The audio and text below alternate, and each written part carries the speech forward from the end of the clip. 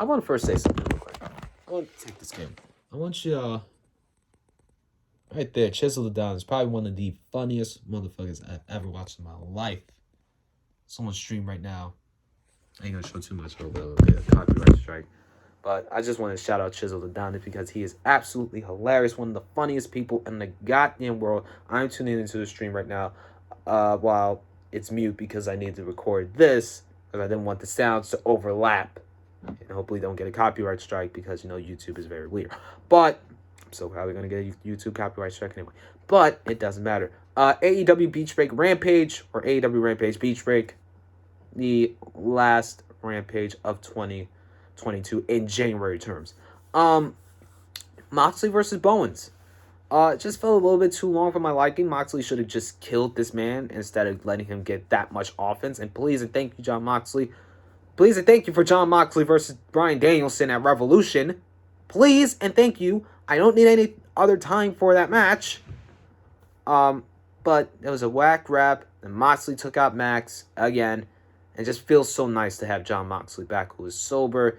And first and foremost, why the hell is Aubrey Edwards following John and Anthony into the crowd when it's not a no disqualification match when she's supposed to be fucking counting? What are the rules? And since we're talking about title reigns here, why hasn't Jericho gotten his title rematch yet? Or why hasn't he gotten the second AEW title opportunity? But if you have 4 matches on a 1-hour show, the opening match shouldn't go as long as 10 minutes or more. And then Moxley hit an RKO. I ain't calling it no cutter. He hit an RKO. That's what he did. We got a rundown of Rampage, and then Nyla Rose cut a promo on Ruby Soho, saying that they have a match for setting up a match for this Wednesday on Dynamite. Andrade knocking on Sting's door. And then asked where's Darby's boss, because Darby was in there. I'm so confused to why this is even happening. Andrade is really not good at being a guy that can talk well, but had very minimal words, but at the same time still, this felt super weird. Darby kicked him out with a bat, and that's pretty much it. Also said, Darby respects him as a wrestler, and he's been through struggle, but money won't buy his dignity. Tag team match number 1, Lee Johnson and Brock Anderson versus FTR. This match was okay for what it was worth, but again, another match that another long match on a 1-hour show, which kind of dragged a bit. Lee can fly. That dude can fly.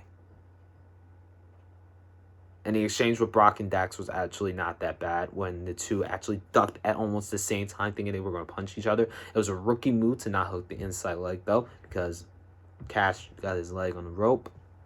And then it was a fun exchange. And it was just old on old between Arn Anderson and Tully Blanchard. Very weird. That was pretty much it. Thunder Rosa and Mercedes Martinez had a little bit of a promo package with a match set for next week. Serena Deeb had a promo package. And then the TBS title match. You tried, Julia. Goodbye, good night, peace out, get going. Next. 26-0 with about 90% of the matches being on Dark and Evolution. Let's just cut that shit out. Come on now. And then the AEW Tag Team title match. That was a decent match. It was really a decent match. But then again, it was 10 minutes. Maybe a little bit less, like about 9 minutes. They didn't get that much showing in. They didn't get that much stuff in. Like, really, this match could have benefited on Dynamite. Really, if you were going to do something like that. And it could have replaced, I don't know, Layla Hirsch versus fucking Red Velvet. Keep that in mind. Guys, please. And the Ass Boys, the Ass Boys, Billy Gunn's kids, then caused the attack afterwards, getting a nice little heat into the rivalry that will probably start off with the next contenders for the AEW Tag Team Championships. And it's almost like Dynamite overall. It was another nothing show. Nothing too interesting, nothing too necessary to know about. All the matches were just mid or just a squash, TBS title match.